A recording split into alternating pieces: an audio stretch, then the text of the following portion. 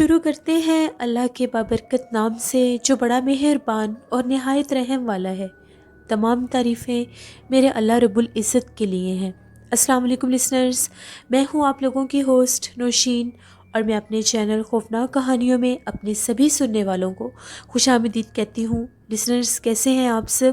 اور میرے چینل کی خوفناک کہانیوں کو کتنا پسند کرتے ہیں؟ اپنی رائے کا اظہار کمنٹ باکس میں ضرور کیا کریں۔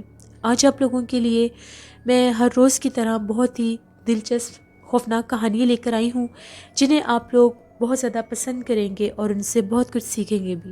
میرے آج کے سٹوری سینڈر ہیں محمد ایان، انڈیا لکھنؤ سے، سرفراز ساہیوال سے، اور وقاص احمد مانچسٹر سے۔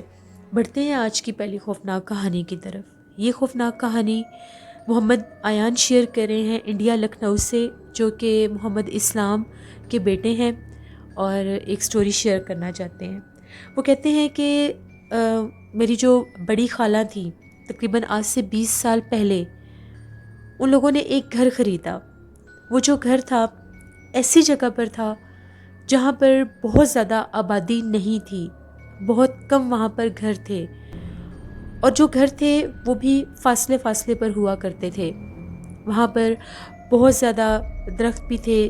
جس طرف ان کا گھر تھا اس گلی میں بھی جب ٹرن کرتے تھے تو وہاں پر بھی بہت بڑے بڑے 2 درخت تھے جو بالکل ان کے گھر کے پاس ہی تھے۔ ان کے گھر میں بھی ایک امرود کا درخت لگا ہوا تھا۔ ان لوگوں نے وہ گھر لے لیا، اس گھر میں وہ لوگ شفٹ ہو گئے۔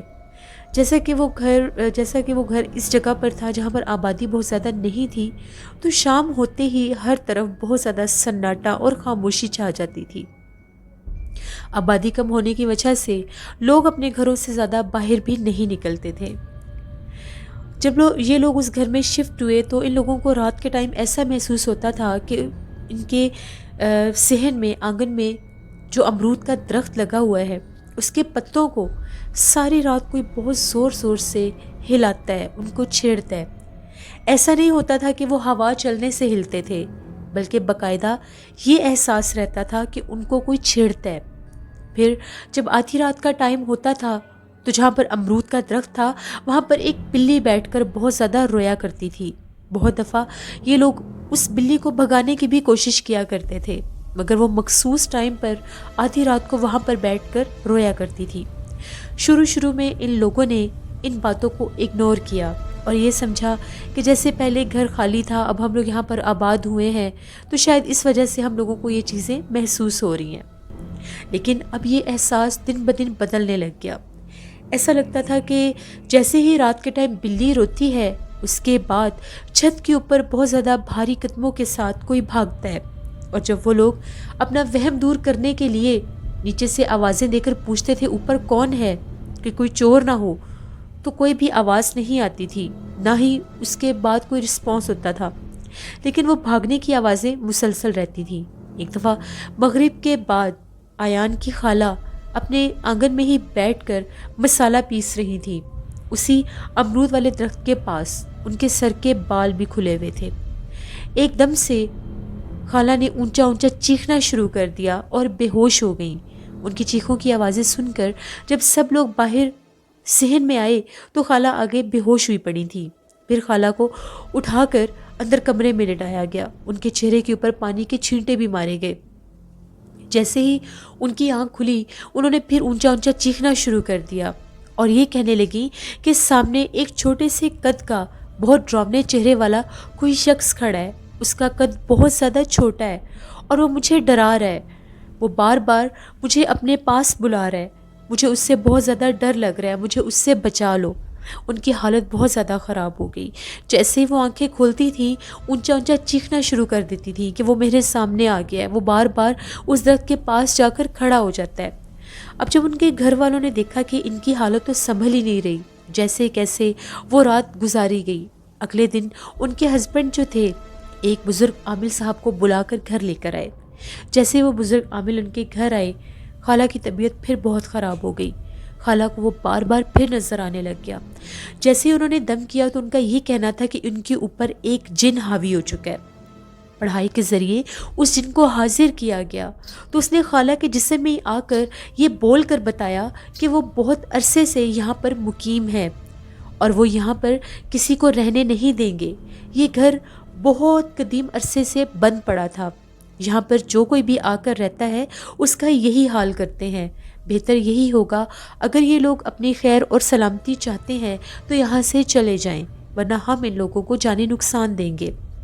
وہ جو عامل بزرگ تھے ان کا یہ کہنا تھا کہ یہ جنات آپ لوگوں کو یہاں پر رہنے نہیں دیں گے، بہتر یہی ہے کہ آپ لوگ یہاں سے چلے جائیں۔ تبھی خالو نے ان سے یہ وعدہ کر لیا کہ ٹھیک ہے، ہم لوگ اس گھر میں نہیں رہیں گے، ہم لوگ بہت جلدی اس گھر کو چھوڑ دیں گے، میری مسز کو کچھ بھی مت کریں۔ پھر وہ جو عامل بزرگ تھے ان کا پیغام ان جنات تک انہوں نے پہنچا دیا اور یہ کہا کہ یہ لوگ یہ گھر خالی کر دیں گے، آپ ان کو کسی قسم کا کوئی نقصان مت پہنچائیں، یہ یہاں پر نہیں رکیں گے۔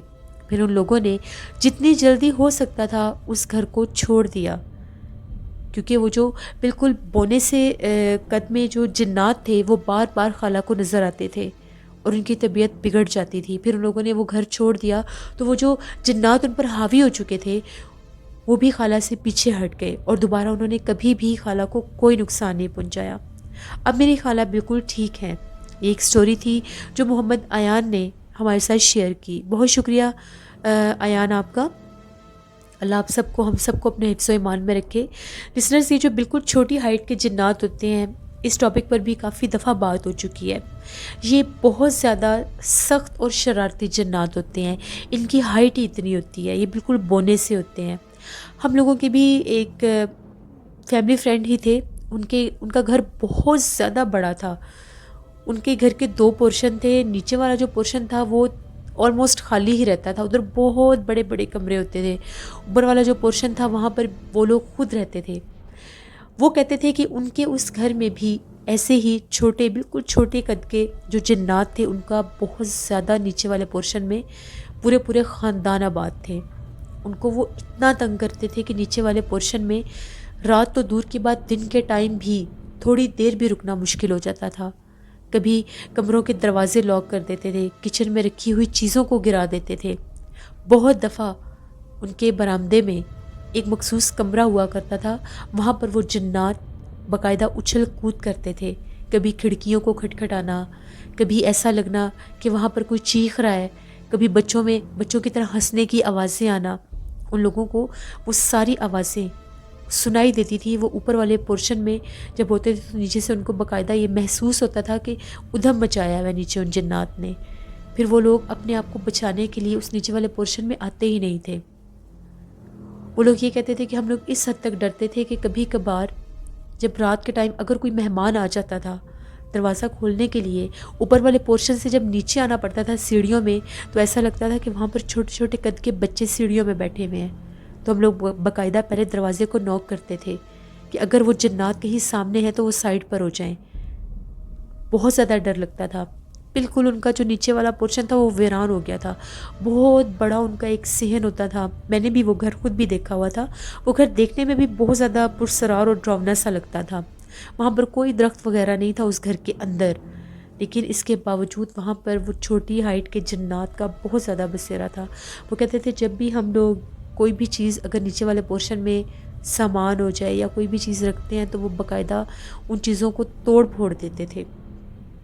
پھر ان لوگوں نے یہی مناسب سمجھا کہ ہم لوگ نیچے والے حصے کو بالکل ہی چھوڑ دیتے ہیں۔ جتنا عرصہ بھی وہ لوگ اس گھر میں رہے، ان کا اپنا وہ گھر تھا، اوپر والے پورشن میں ہی وہ رہتے تھے۔ ان کے اپنے بھی بچے تھے، ان کے بچوں کو نظر آتے تھے، بچے بن کے ان کے بچوں کو بلاتے تھے کہ ہم لوگوں کے ساتھ آ کر آپ لوگ کھیلیں۔ جب ان لوگوں نے دیکھا کہ اب یہ بچوں تک پہنچ گئی ہے یہ مخلوق، کیونکہ وہ تو خود بچوں کی ہائٹ میں ہوتے تھے، پھر ان لوگوں نے وہ گھر چھوڑ دیا تھا۔ تو یہ ہوتے ہیں جنات کے ایسے بسیرے ہو جاتے ہیں، اور یہ بہت زیادہ خطرناک، شرارتی اور ڈراؤنے جنات ہوتے ہیں۔ بڑھتے ہیں ایک اور خوفناک کہانی کی طرف۔ یہ خوفناک کہانی سرفراز شیئر کر رہے ہیں ساہیوال سے۔ سرفراز کہتے ہیں کہ آج آپ کے ساتھ میں اپنی زندگی میں پیش آنے والی ایک کہانی شیئر کرنا چاہتا ہوں۔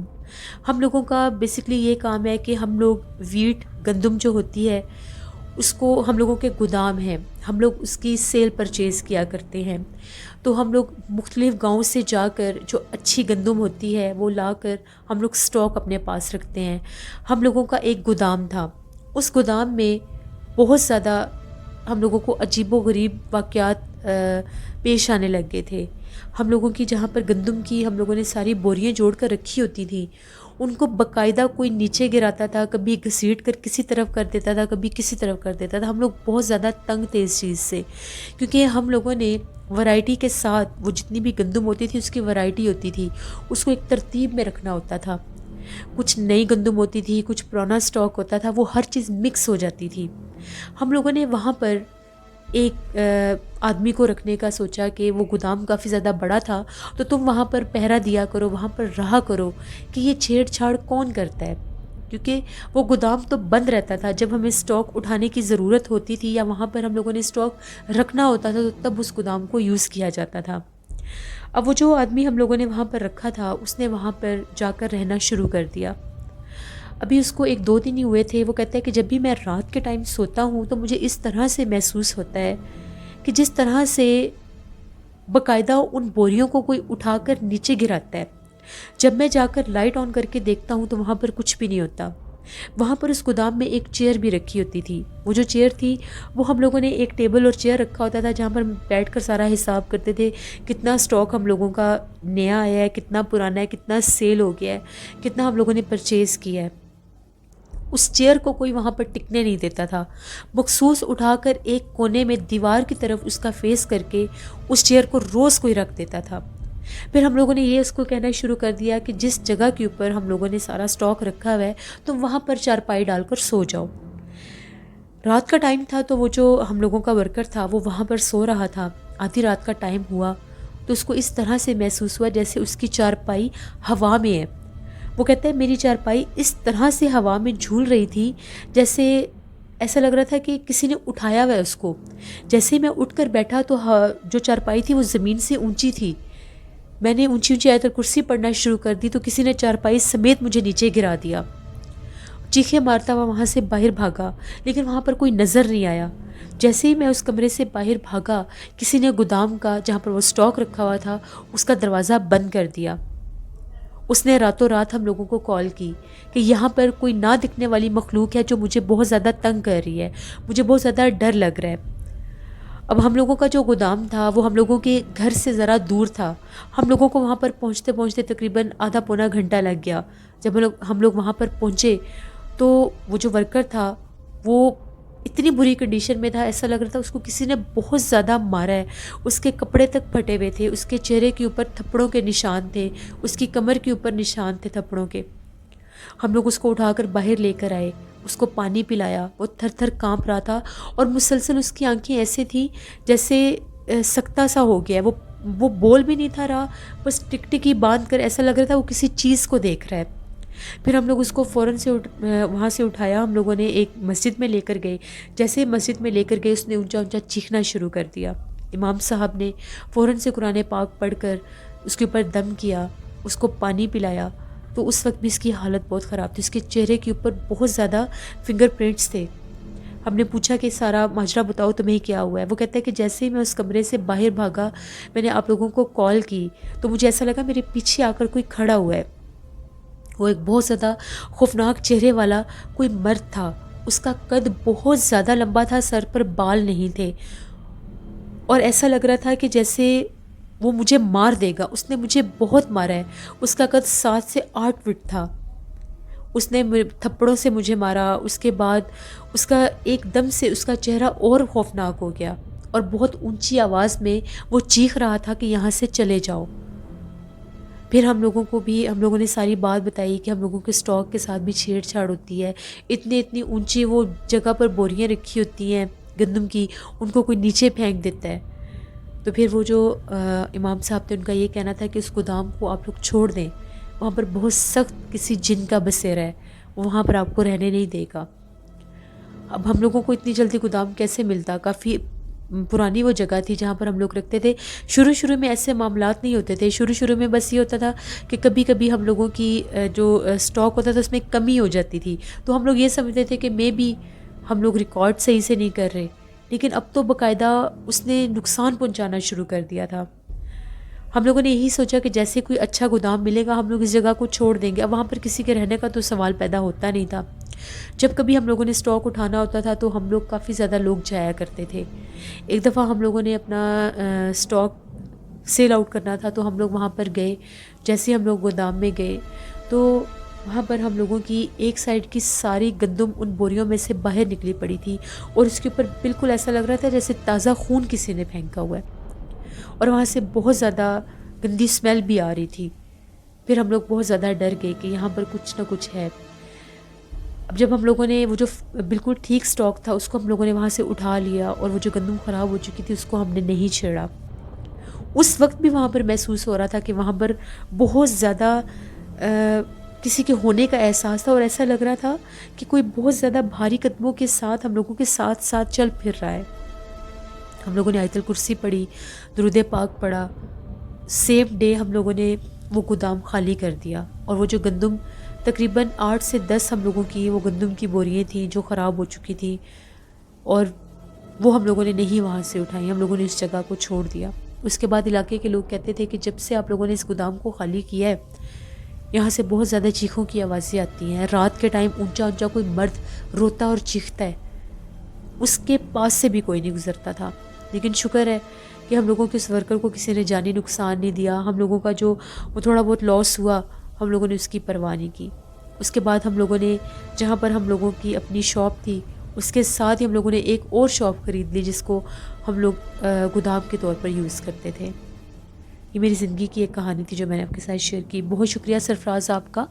لسنرز ہوتے ہیں بعض جگہ پر جو جگہ بند رہتی ہے وہاں پر جنات کا بسیرا تو ہوتا ہی ہے, لیکن بعض اوقات وہ اتنا زیادہ حاوی ہو جاتے ہیں اس جگہ پر کہ وہاں پر پھر وہ کسی چیز کی بھی موجودگی برداشت نہیں کرتے.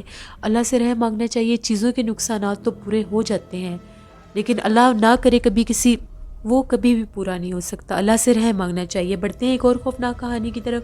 یہ خوفناک کہانی میرے ریگولر سٹوری سینڈر وقاص احمد شیئر کریں. مانچسٹر سے وقاص کہتے ہیں آج آپ کے ساتھ میں ایک ایسے شخص کی کہانی شیئر کرنا چاہتا ہوں جو برمنگھم سے UK کا رہنے والا تھا, اور برمنگھم سے وہ لیڈز میں سٹڈیز کے لیے گیا ہوا تھا. وہ کہتا ہے کہ میں وہاں پر یونیورسٹی میں جب پڑھتا تھا تو میں ایک ہاسٹل میں ہی رہتا تھا. اکثر یونیورسٹی میں ایوننگ میں جاتا تھا تو وہاں پر کافی زیادہ اسٹوڈنٹس جا چکے ہوتے تھے. ایک دفعہ ایسا ہوا کہ تقریباً شام 6 بجے کا ٹائم تھا. شام 6 بجے کا ٹائم تھا تو میں یونیورسٹی میں ہی تھا. مجھے کچھ بک سٹڈی کرنی تھی تو میں لائبریری میں چلا گیا. کافی زیادہ اسٹوڈنٹس جا چکے تھے, بس سٹاف کے ہی کچھ لوگ وہاں پر موجود تھے. میں 2nd فلور پر چلا گیا. ابھی میں وہاں پر بھی بک سٹڈیز کر ہی رہا تھا تو ایک دم سے مجھے لگا کہ وہاں پر ایک شخص آیا ہے.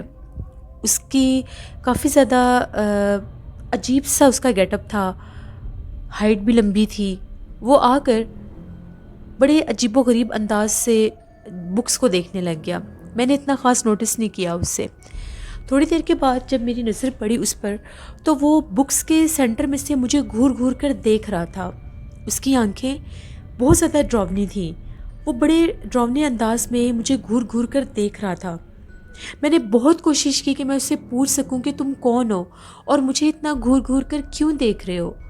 میرے دیکھتے ہی دیکھتے اس کا جو چہرہ تھا وہ عجیب و غریب انداز میں بدلنے لگ گیا. بہت زیادہ ڈراؤنا اس کا چہرہ ہو گیا اور اس کا جو رنگ تھا وہ بھی بہت زیادہ سیاہ ہو گیا.